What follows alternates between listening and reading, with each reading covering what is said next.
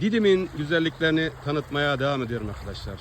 Şimdi de Mavişehir'in hemen yanındaki Denizli Öğretmenler sitesi ve Denizli Öğretmenler Halk Plajı.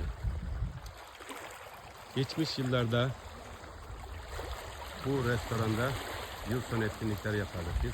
Bizim için ayrı bir anısı vardır. Buranın pidesi de çok güzeldir arkadaşlar. Sahilde bir pideci dükkanı var. Harikadır oraların pidesi. Denizli Öğretmenler sitesi harikadır.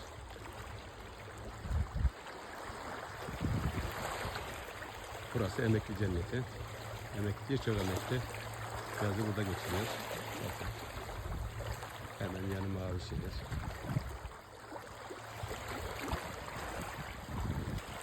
Bekleriz arkadaşlar burada. Denizli Öğretmenler sitesi. Bizimle keşiflere devam ediyorsunuz. Hoşça kalın. Bizimle kalın arkadaşlar.